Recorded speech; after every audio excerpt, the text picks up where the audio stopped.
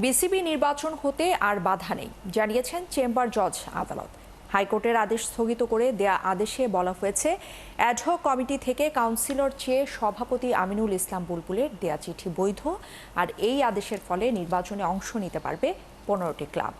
হাইকোর্টে আছেন আমাদের সহকর্মী নিবিড় সাহা। বাকি তথ্য জানতে আমরা যুক্ত হচ্ছি তার সঙ্গে।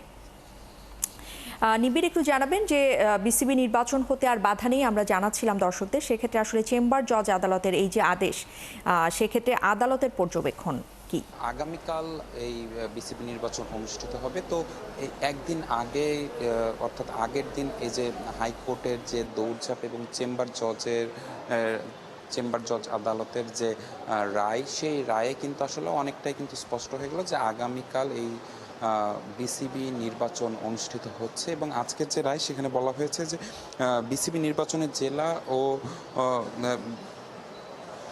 জেলা ও ক্রীড়া সংস্থার অ্যাডহক কমিটি থেকে কাউন্সিলর চেয়ে বোর্ড সভাপতি আমিনুল ইসলাম বুলবুলের চিঠির কার্যকারিতা স্থগিত করে হাইকোর্টের আদেশ স্থগিত থাকবে বলে জানানো হয়েছে চেম্বার জজের আদালতে। এবং আগামীকাল যে নির্বাচন, সেই নির্বাচন অনুষ্ঠিত হতে আর কোনো বাধা নেই।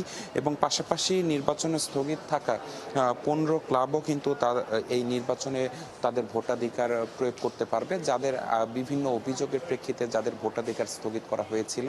এবং এরপর কিন্তু এ বিষয়ে আইনজীবীরা, দুই পক্ষের আইনজীবীরাই কিন্তু আমাদের সাথে কথা বলেছেন। এবং তারা যেমনটি বলেছেন যে 15টি ক্লাবের আইনজীবীরা যারা ছিলেন তারা যেমনটি বলেছেন যে আগামীকাল যদি এই নির্বাচন অনুষ্ঠিত হয় তবে ভবিষ্যতে এই নির্বাচনটি নিয়ে প্রশ্ন উঠবে। কেননা তিনি বলেছেন যে চেম্বার জজ আদালত এই মামলাগুলোর চূড়ান্ত নিষ্পত্তির জন্য উচ্চ আদালতে পাঠিয়েছেন, অর্থাৎ উচ্চ আদালতে চূড়ান্তভাবে ফয়সালা হবে এই মামলাটির। এবং সেখানে চূড়ান্ত নিষ্পত্তি হওয়ার আগে কিন্তু তারা বলছেন যে নির্বাচন অনুষ্ঠিত হলে সেটি নিয়ে ভবিষ্যতে প্রশ্ন উঠবে।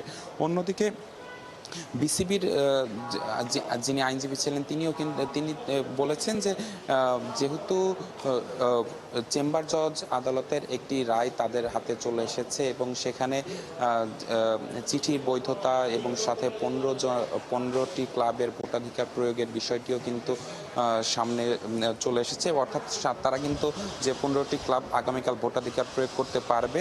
তো সেই প্রসঙ্গ টেনেই কিন্তু তারা বলছেন যে আগামীকাল এই যে বিসিবি নির্বাচন অনুষ্ঠিত হতে আর কোনো বাধা নেই। তো দুই পক্ষের আইনজীবীরাই কিন্তু পাল্টাপাল্টি মন্তব্য করেছেন। এখন দেখার বিষয় যে আসলে আগামীকাল কি ঘটে। তো সবকিছু মিলিয়ে ছিল আমার কাছে থাকা হাইকোর্ট থেকে সব শেষ খবর।